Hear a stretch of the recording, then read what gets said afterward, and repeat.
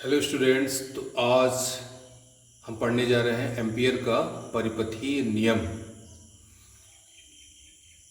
आइए देखते हैं कि इस नियम का कथन क्या है और फिर उसको हम सिद्ध कैसे करते हैं, उसका प्रूफ क्या है।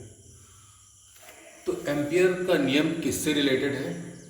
एम्पियर का नियम जो है किसी धारावाही चालक में धारा प्रवाहित करने पर, किसी धारावाही चालक में धारा प्रवाहित करने पर उसके चारों तरफ जो चुंबकीय क्षेत्र उत्पन्न होता है, उस चुंबकीय क्षेत्र, उस मैग्नेटिक फील्ड का जो रेखीय समाकलन है वो किसके बराबर होता है? उस वक्र के अनुदिश उस मैग्नेटिक फील्ड या उस चुंबकीय क्षेत्र की तीव्रता का रेखीय समाकलन किसके बराबर होगा?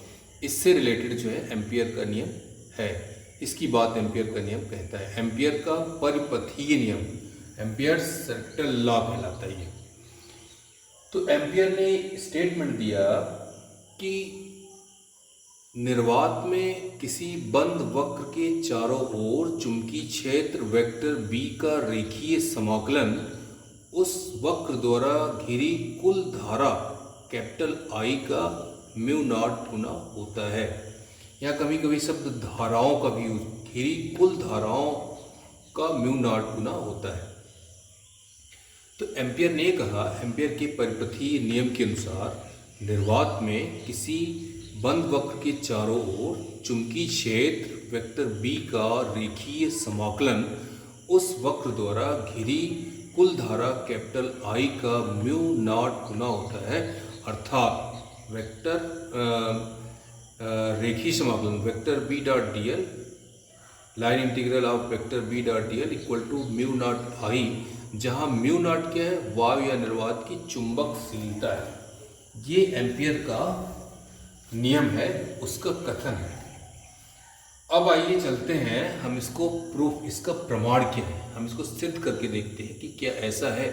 क्या वेक्टर बी का जो रेखीय समाकलन है ना, ये रेखीय समाकलन का चिन्ह होगा किसी वक्र के अनुदिश। ऐसा लग रहा है जैसे कि पृष्ठीय समाकलन है, ऐसा नहीं है। रेखीय समाकलन है, वो भी किसी बंद वक्र की अनुदिश। ये जो है चुंबकीय क्षेत्र रेखा है।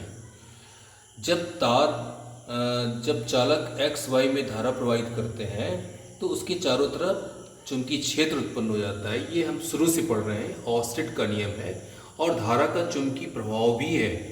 पूरे अध्याय में हम यही तो पढ़ रहे हैं, धारा के चुंबकीय प्रभाव की ही बात कर रहे हैं। धारावाही चालक, अनंत लंबाई के धारावाही चालक में जब तीर की दिशा में कैपिटल आई धारा प्रवाहित होती है तो उसके चारों ओर चुंबकीय क्षेत्र उत्पन्न हो जाता है, जिसे चुंबकीय क्षेत्र रेखाओं के द्वारा प्रदर्शित किया जाता है। जैसे एक चुंबकीय क्षेत्र रेखा डॉटेड लाइन के द्वारा दर्शाई जा रही है और एक चुंबकीय क्षेत्र कंटिन्यूअस लाइन के द्वारा दर्शाई जा रही है।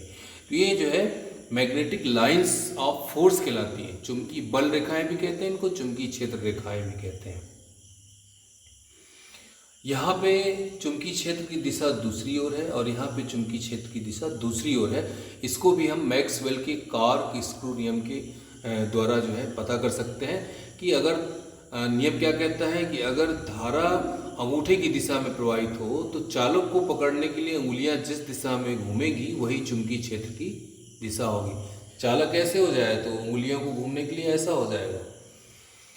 तो आइए सिद्ध करते हैं कि किस तरीके से हम जो है एम्पियर के नियम का प्रूफ देते हैं। तो हमने एक धारावाही चालक एक्स वाई ले लिया और लिखा, माना अनंत लंबाई का सीधा धारावाही चालक एक्स वाई है ये, जिसमें कैपिटल आई धारा प्रवाहित हो रही है। बहुत सिंपल सा डायग्राम है, उसको आप अच्छे से बना सकते हैं।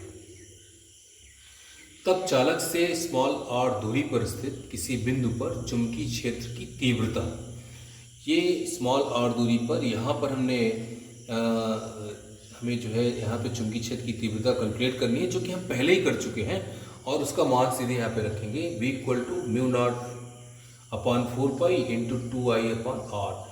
हम क्वेश्चन पढ़ चुके हैं। अनंत लंबाई के सीधे धारावाही चालक के कारण किसी बिंदु पर चुंबकीय क्षेत्र की तीव्रता के लिए व्यंजक निगमित कीजिए। वो व्यंजक या तो ये लिखे थे अथवा ये लिखे थे।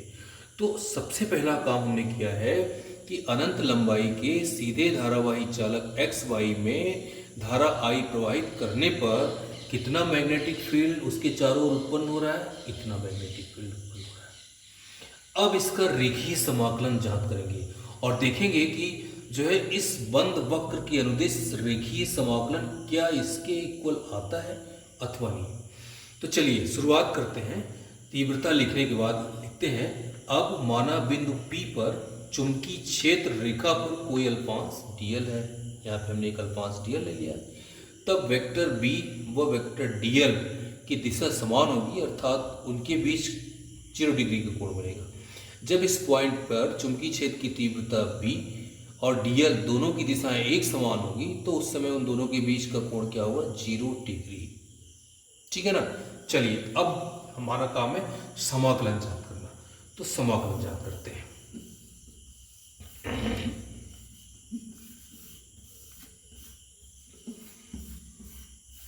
अब लिखेंगे, अतः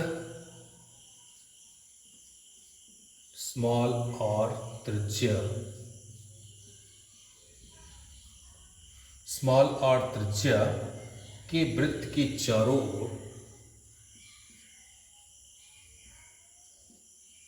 वृत्त के अनुदिश भी लिख सकते हैं, अनुदिश वेक्टर B का रेखीय समाकलन,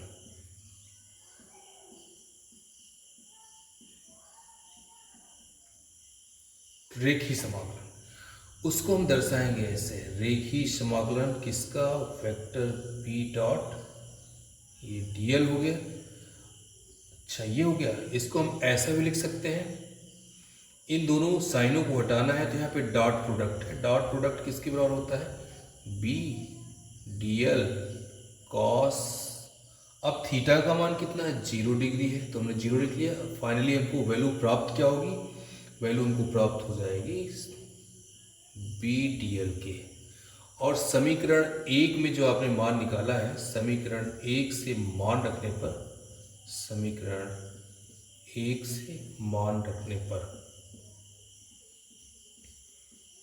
तो जब समीकरण 1 से मान रखेंगे तो ये वेक्टर B डॉट dl किसके बराबर हो जाएगा, ये लाइन इंटीग्रल B की वैल्यू कितनी है, mu naught I upon 2 pi r के।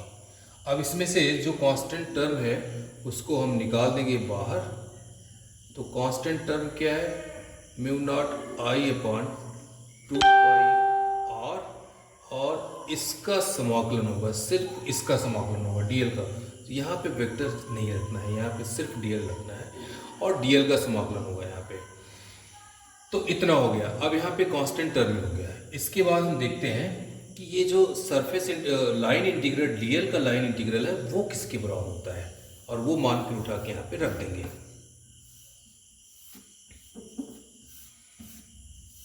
किंतु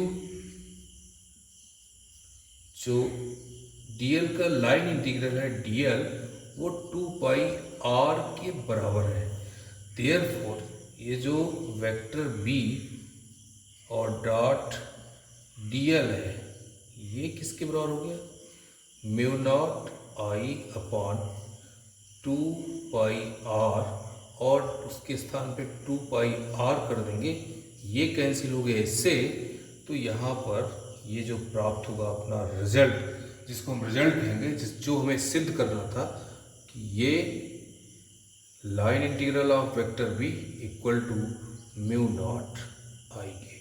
तो ये एम्पियर का परिपथीय नियम कहलाता है, एम्पियर का सर्किटल लॉ है, जो किसके बारे में है कि किसी धारावाही चालक में धारा प्रवाहित करने पर उसके चारों ओर जो चुंबकीय क्षेत्र उत्पन्न होता है उसे हम चुंबकीय क्षेत्र रेखा के द्वारा दर्शा रहे हैं, और उस चुंबकीय क्षेत्र रेखा के अनुदिश चुंबकीय क्षेत्र का रेखीय समाकलन जो है वो म्यू नॉट I के बराबर होता है। ठीक है ना। यही एम्पियर का परिपथीय नियम है, नीचे हम लिख देंगे, यही एम्पियर का परिपथीय नियम है।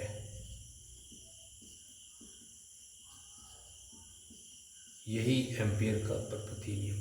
तो एक बार फिर से समझेंगे कि एम्पियर का नियम किससे रिलेटेड है। एम्पियर का नियम किसी धारावाही चालक में धारा प्रवाहित करने पर उसके चारों ओर जो चुंबकीय क्षेत्र उत्पन्न हो रहा है उसे हम चुंबकीय क्षेत्र रेखाओं के द्वारा दर्शा रहे हैं। और उस रेखा के अनुदिश जो है चुंबकीय क्षेत्र की तीव्रता का जो रेखीय समाकलन है वो किसके इक्वल है, म्यू नॉट आई, जहाँ म्यू नॉट क्या है, वायु या निर्वात की चुंबकशीलता है। ये एम्पियर का परिपथीय नियम कहलाता है। इसके कई सारे अनुप्रयोग हम नेक्स्ट वीडियो में देखेंगे। तो बच्चों सभी से आग्रह है कि आप सब्जेक्ट को अथवा टॉपिक को अच्छी तरीके से समझिए, बार बार सुनिए, इसके बाद ही नोट्स में उसको लिखना है। Okay, thank you very much.